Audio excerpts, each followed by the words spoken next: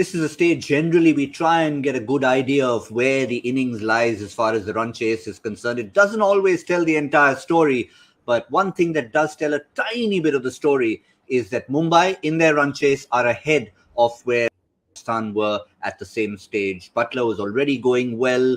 Sanju Samson had joined him. A good partnership was in progress. Two very different kind of players here. Ishan Kishan along with the new boy in a sense, but the promising Tilak Varma. I'm joined on Cricbuzz Comm Box by Harsha Bhogle.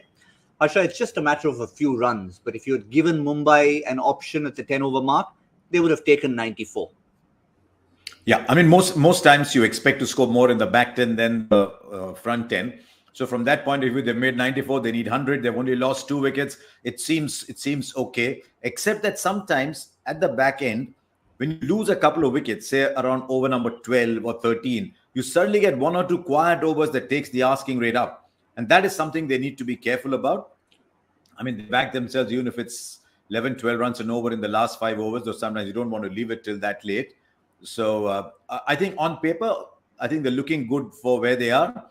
I keep looking there because it's the Comm Box, and this Comm Box curse keeps happening all the time. So far it's been okay. But I think they've been okay. I think they'll have to, if Navdeep Saini can't bowl one more over coming back, they'll need a 4th over from somebody else. And we've got so used to the night games, Harsha. This is around the time in a night game we're already thinking bars of soap are being passed around by the fielding side. So that will, in a sense, balance the equation out.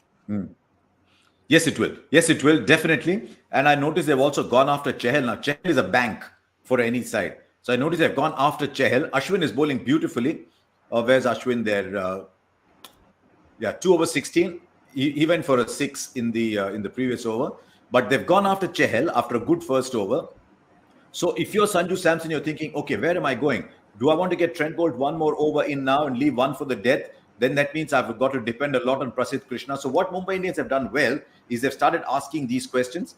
But I mean, the Royals know, don't they? 2 good overs of 4-5 runs, and straight away the asking rate becomes tough.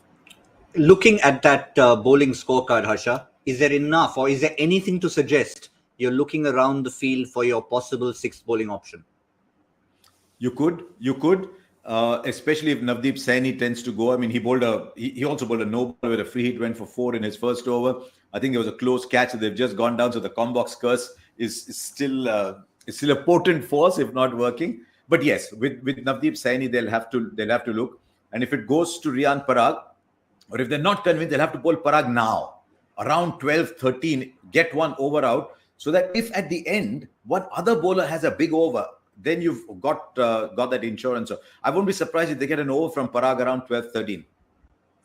Yeah, but at the moment, both batsmen, other than that drop catch and near run out, as we said, Comm Box curse time, they've played sensibly. Let's just talk about Ishan Kishan for the moment. He is the dasher. He's a bit in the Rishabh Pant mold, takes his hand off the bat to hit 4s. Rishabh Pant does it for 6s. Yes. But he's still kept his shape. He's lost Rohit Sharma. He still looked as if he wants to take this deep, as opposed to saying, I need to hit every ball into orbit. And now he has to control the back end because he's played 35 balls. So he has to control the back end. At the moment, his strike rate is below where it needs to be.